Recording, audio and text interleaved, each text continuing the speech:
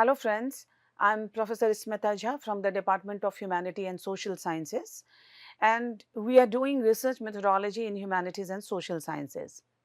Well, we are discussing major critical theories as part of research methodology, and this is the second part of major critical theories because we all know in humanities, even though social sciences, we have theories to justify the study of any research. So, many introduction to literary theory describe a series of schools of criticism that I have already discussed. Theory is treated as a series of competing approaches, each with its theoretical positions and commitment. But the theoretical movements that introductions identify, such as structuralism, deconstruction, feminism, psychoanalysis, Marxism, and new historicism have a lot in common. This is why people talk about theory and not just about particular theories. To introduce the theory, it is better to discuss shared questions and claims than to survey theoretical schools. It is preferable to discuss important debate that do not oppose one school to another, but may mark salient division within movements. Now, treating contemporary theory as a set of competing approaches or methods of interpretation misses such of its interest and force, which come from its broad challenge to common sense and from explorations of how meaning is created and human identities take shape. Literary theories are different perspectives or angles that we use to approach interpreting the literature we read. We can think of literary theories as lenses that allow us to zoom in on specific ideas, concern, and issues rather than to literary forms, conventions, and structures. In short, literary theories are tools that help us to make meaning of the literature we read. Understanding what these theories are and how they work provide us with tools that help us to find meaning. That is why I said it is a kind of justification of the research we proposed. Becoming familiar with literary theories allows us to formulate more focused, meaningful interpretations and ideas. Applying the basic guiding principles of these theories help us to think critically about the literature and allows us to ask ourselves relevant, meaningful, and focused questions. Once we have asked these questions, we can then move on to answering them in a manner that allows us to zoom in key issues and idea. Therefore, rather than looking at literature in a very general way and rather than merely focusing on the technical aspects of a work, literary theories allows us to approach literature in a way that makes it easier for us to interpret and discover meaning than it would be without the guidance of the theories. Although multiple literary theories exist, it is important for us to remember that interpretations of literature are the result of applying a combination of these theories. Now, how to use theories in a paper? This is a very important question for all the researchers. How many theories, what kind of theories, how to find out theories. So, this is a very important relevant question, how to use theories in a paper. Familiarize yourself with basic principles associated with the literary theories and how readers might apply them to the literature they read. Once you have carefully read the assigned poem, play, story or novel, look over your notes and the annotations you have made in response to the work and highlight the comments and ideas that stand out for you. Once you have reviewed the ideas in your notes and annotations, go on to ask yourself the questions. Which literary theories can I connect? to the ideas and issues I have identified? Second, how are my ideas reflected in the literary theories? Then, which of my ideas do I want to explore further in relation to those theories? Further, how can I further apply the principles of the literary theory or theories to get more meaning from the text and delve deeper into it? So, these are the questions we should keep in mind before finalizing any particular theory. New criticism, also known as formalist criticism, examines the relationship between the ideas and the themes in a literary work and in its form. When applying this theory, the reader focuses on exploring the meaning of literature and the way in which the meaning is conveyed in the text. In other words, the work's theme meaning is reinforced and unified in the text from imagery, narrative structure, point of view, and other literary elements. Now, there are questions to consider. In what ways do the events or characters in the work parallel significant events and or people represented during the time period or in author's life? How might the work and its meaning have been shaped by events of the time period in which it was set or written? How might the work and its meaning have been shaped by events or people in author's life? So, I am explaining, the theories and its meaning. If you know the gist of a particular theory, you can decide after going through a piece of literature that this particular theory is apt or favorable or suitable for further research. Now, coming to archetypal criticism, it is a literary lens requiring the reader to examine cultural and psychological myths that contribute to the meaning of the text. As readers apply this theory, they assume that the literature imitates universal dreams of humanity and that recurring image, patterns, symbols, and human experiences, also known as archetypes, contribute to the form and meaning of the work.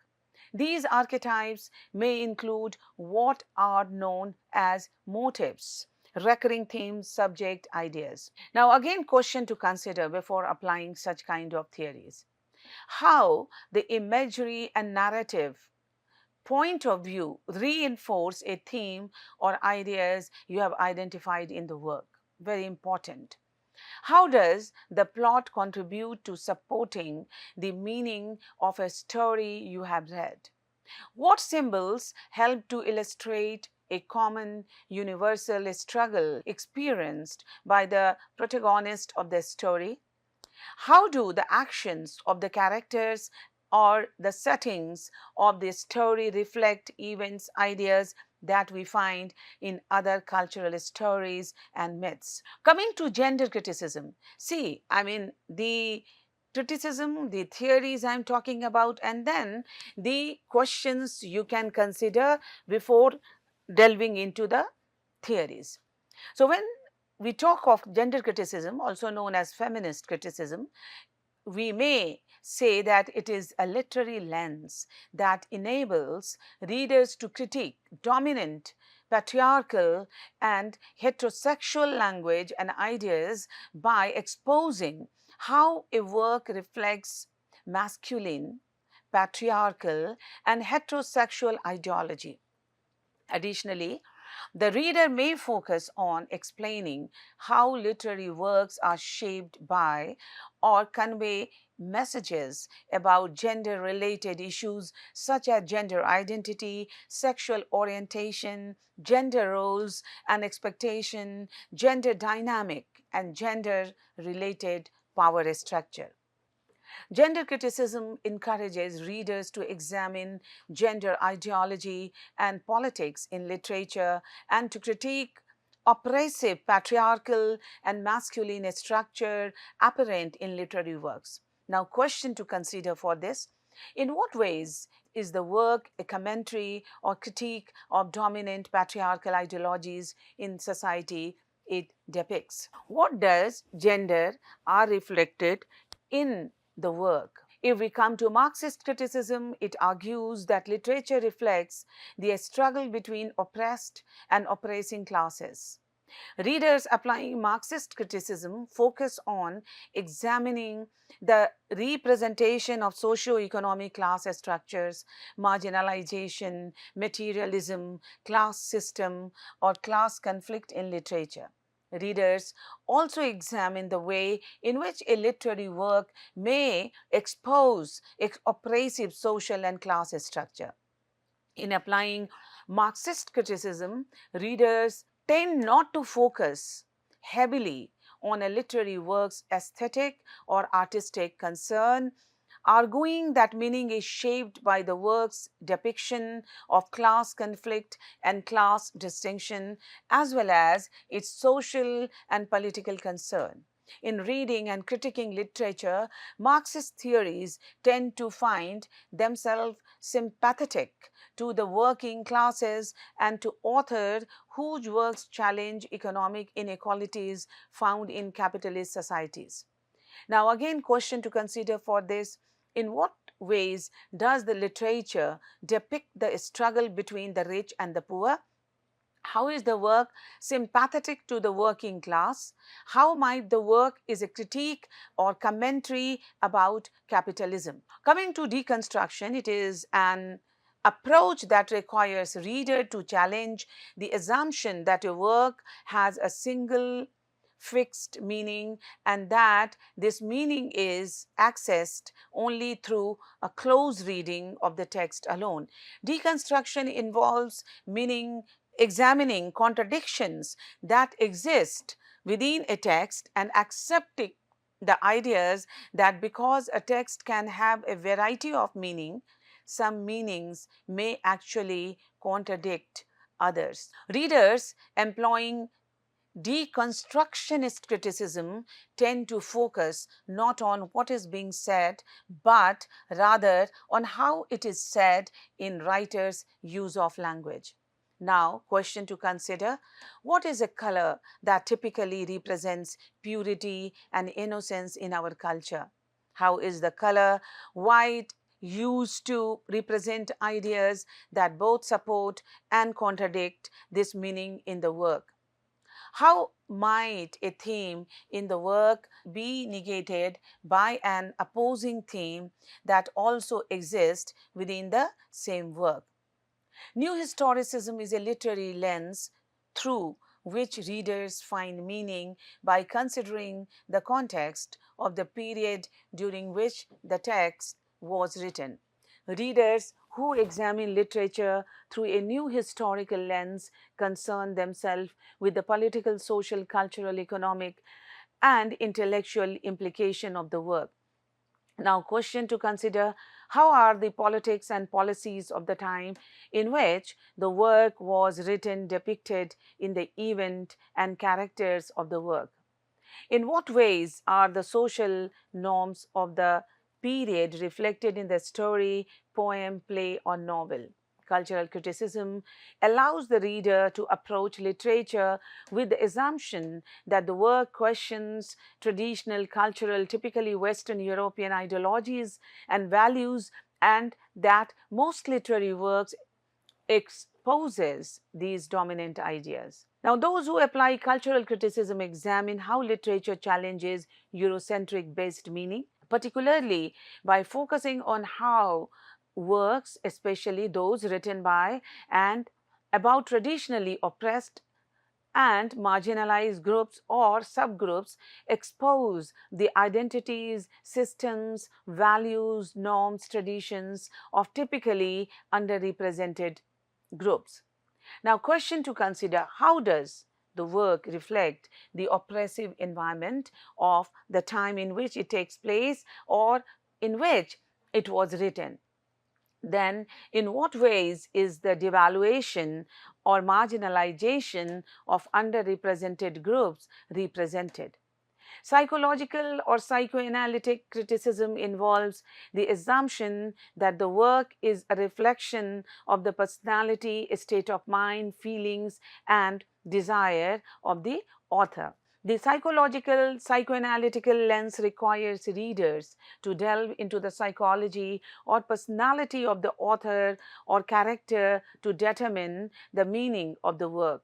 Readers employing the psychological, psychoanalytical approach examine the role of unconscious psychological drives, impulses, and repressive behavior in shaping human behavior. Now, question to consider: in what ways does the story reveal the protagonist's struggle to assert his or her identity?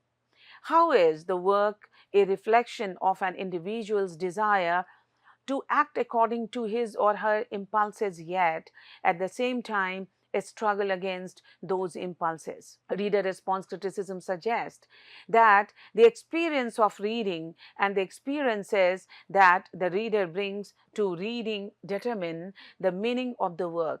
In other words, meaning within literature is created as the reader experiences, means reads the work.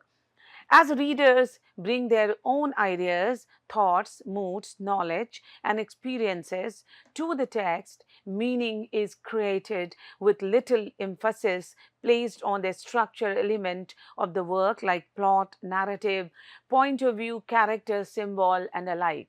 Now, question to consider regarding this criticism: what attitudes do you and the main character of the story have in common? Have these attitudes led you to similar different outcomes to those of the main character? How so? How would you have responded to the situation the characters find themselves in? Why would you have responded in such a manner? When we read literature, we tend to make sense of what we read through our own experiences. In the book Literary Theory and Introduction, Terry Eagleton explains that we always interpret literary works to some extent in the light of our own concern. So, in order to deepen our personal interpretation of a text and to explore different viewpoints on it, we rely on literary theory. So, literary theory is a critical approach that you can choose to focus your textual analysis. In this context, the word official does not mean engaging in a scathing commentary on a text. Rather, a critical approach is one where you re-evaluate what you read and think about it from different perspectives. The word theory in this instance is not as abstract as it may sound. A theory is just an idea that was explored in depth in order to explain and interpret complex social systems or phenomena. A theory is not something that is simple or obvious, as it must be researched and fleshed out, and it usually has not been created specifically for literature analysis. Instead, a theory is made of writings from outside the field of literary studies that have been taken up by people in literary studies because their analysis of language or mind or history or culture offer new and persuasive accounts of textual and cultural matter. These different theories are sometimes described as critical lenses. And I like to think of a critical lens as a set of colored glasses. When wearing them, some color will be made less visible, while others will stand out and become easier to focus on. For example, imagine wearing glasses with pink lenses. Everything you see will have a pink tint to it, which will alter the way you see colors. Some colors will be accentuated, while others like blue light will be less noticeable. So, wearing the colored lenses might also change your depth perception or how well you see the contours of your environment. In short, Changing the color of the lens or your glasses will allow you to see a different view with the naked eye. The theory does similar for a text, helping us to see it with a different view that we could while reading it alone. Some of the most common and widely used literary theories are psychoanalytical theory, feminist theory, structuralism, post-structuralism, and Marxist theory. Now, in his introduction to literary theory, Jonathan Kuehler shares the list of characteristics of theory. Theory is interdisciplinary discourse with effects outside an original discipline. Theory is analytical and speculative, an attempt to work out what is involved in what we call sex or language or writing or meaning or the subject. Theory is critique of common sense of concepts taken as natural. Theory is reflexive or thinking about thinking, inquiry into the categories we use in making sense of things in literature and in other discursive practices. Why would we need the help of theoretical texts to find new or deeper meaning in what we read? To put it simply, literary theory helps us to understand what lies beneath a storyline and gives us the words to describe this. For example, by providing us with description and explanation of abstract ideas, literary theory becomes a means to explore the psychology of the narrative characters, delve into the historical and socio-political context of the story, or articulate the structure of the text, among other things. Now, there are some clear and corrected version of the text. Imagine you are reading Mary Shelley's Frankenstein for a class. You know that this book is one of the earliest examples of science fiction and belongs to the genre of Gothic horror, notably at a time when most books were written by wealthy men. This famous classic was authored by a young woman in her late teens, specifically between the age of 18 and 19. As you read, you cannot help but think that the main protagonist, Victor, has a bit of a strange relationship with Elizabeth and with his mother. You can describe what takes place in the book and express your opinion, but you begin asking questions that go beyond the plot of the text itself. Are the character acting within its boundaries of expected gender roles? Is Victor's view of women common for the time? Are author Mary Shelley's own attitude about gender showing through her characters? In order to take your analysis further, you pick a theory to work with. In this case, you decide to use feminist theory to think about gender roles in the book. If instead you had interest in the economic power structure depicted in this book, then you could choose to analyze the best using Marxist theory. This critical lens focuses on the struggle between different social classes. In this case, Victor Frankenstein and his monster could be viewed as belonging to two different classes, bourgeois and proletariat, respectively.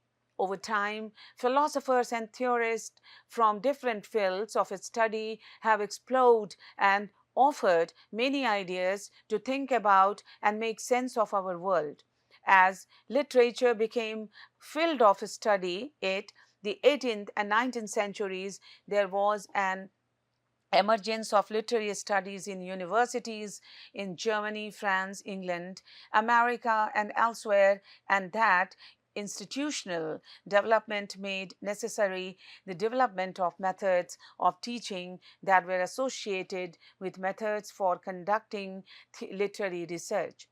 For example, in the mid to late 20th century, a movement called postmodernist, led among others by philosophers like Michel Foucault and Ronald Barthes, discussed how society defines some people as other, creating categories such as deviant. what these authors wrote can help us to understand some of the social mechanism in place to categorize us, to make us conform and to control us. Another example of theory is postcolonialism, a school of thought that consider the impact of colonialism and offers ways to resist and unsettle colonial power structure. Now, in a Lumen Learning article titled Introduction to Critical Theory, William Stewart provides a chronological list of critical theories. Now, some abbreviated version of this list: aestheticism, often associated with romanticism, a philosophy defining aesthetic value as the primary goal in understanding literature. This includes both literary critics who have tried to understand or identified aesthetic values, as well as those like Oscar Wilde who have stressed art for art's sake. Cultural studies emphasizes the role of literature in everyday life. Deconstruction, a strategy of close reading that elicits the ways that key terms and concepts may be paradoxical or self-undermining, rendering their meaning undecidable. Gender studies, that is also feminist literary criticism, emphasizes themes of gender relation. Formalism, a school of literary criticism and literary theory having mainly to do with structural purposes of a particular text. Marxism, also see Marxist literary criticism, emphasizes themes of class conflict. New criticism looks at literary works on the basis of what is written and not at the goal of the author or biographical issues. New historicism examines works through their historical context and seeks to understand cultural and intellectual history through literature. Postcolonial focuses on influences of colonialism in literature, especially regarding the historical conflict resulting from the exploitation of developing country and indigenous peoples by Western nation. Postmodernism, criticism of the condition present in the 20th century, often with concern for those viewed as social deviance or the other. Psychoanalysis, psychoanalytical theory criticism explored the role of consciousness and the unconscious in literature, including that of the author. Queer theory examines, questions, and criticizes the role of gender identity and sexuality in literature. So, when it comes to applying these theories to literature, we start with the idea that a text is the product of its time, a reflection of society at the time, or an expression of the author's belief and views. Literature opens a window through which we can view a moment in time. We then explore some aspects of the text that we read through the lens of a theory. Now, critical theory like Frankfurt School critical theory and the key theorists Max Horkheimer, Theodor Adorno, Herbert Marcuse, Walter Benjamin, I mentioned this earlier also. So, the Frankfurt School critical theory, developed by a group of scholars associated with the Institute for Social Research in Frankfurt, Germany, blends Marxist thought with other theoretical perspective to critique modern capitalist societies. The theory suggests that the capitalist system creates a cultural industry that commodifies cultural goals, leading to a passive and homogenized consumer based. So, critical race theory, that is CRT, and the key concept intersectionality, the interconnected nature of social categorization such as race, class, gender, the idea of whiteness as property, and the critique of liberalism, color blindness, neutrality, and the law. So, critical race theory examines the intersection of race and law, emphasizing that racism is not only a matter of individual bias, but is deeply embedded in legal system and policies. feminist theory, and the key concepts are patriarchy, gender roles, and stereotypes, intersectionality, highlighting how gender intersect with other identities like race and class, and the advocacy for women's rights.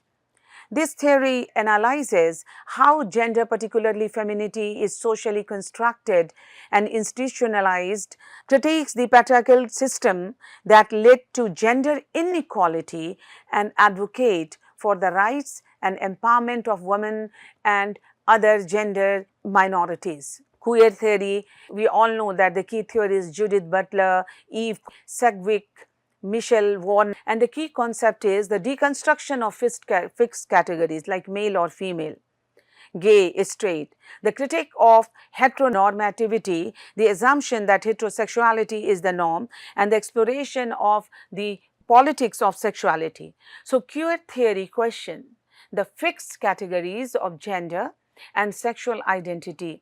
It challenges the normative ideas of sexuality and gender, arguing that these concepts are fluid and socially constructed. Postcolonial theories and the key theorists are Edward Said, Gayatri Chakravarti Spivak, and Franz Fanon. And the key concepts are Orientalism, subaltern studies, the critique of Eurocentrism. Postcolonial theory critically examine the legacy of colonialism and its ongoing impact on former colonies and colonized people. It analyzes how Western imperialism has shaped the social, cultural, and political structure of colonized region, often leading to the marginalization and operation of their cultural identities. This theory challenges Eurocentric perspective, advocating for the recognition and valorization of indigenous knowledge and cultural practices. Critical pedagogy and the key concept, the teacher-student relationship as a dialogic and democratic process, education as a tool for social change, and the critique of banking model of education. And the key theorists are Paul Ferry, Henry Grigsaw, Bell Hooks. Bell Hooks is a big name. And critical pedagogy is an educational approach that emphasizes the role of teaching in challenging social injustices and empowering students to critically engage with and transform their world. It critiques traditional education system as perpetuating societal inequalities and seeks to create a more dialogic and democratic educational experience. The quintessential text in this area is Pedagogy of the Oppressed, a fascinating text which speaks of, an alternative way of educating children that doesn't simply focus on preparing them to be workers for the capitalist class. Proponent of critical pedagogy argues that education should not just be about transmitting knowledge, but also about developing critical consciousness in a student, enabling them to question and challenge dominant power structure. Marxism, the key concept is class struggle, the means of production, historical materialism, and the vision of classless society, and the theorists are Karl Marx, Friedrich Engels, Antonio Gramsci. So, as both a social theory and political movement, Marxism analyzes the effect of capitalism on labor, productivity, and economic development. So, founded by Karl Marx, this theory critiques the capitalist system for creating class struggles due to the exploitation of the working class by the ruling class.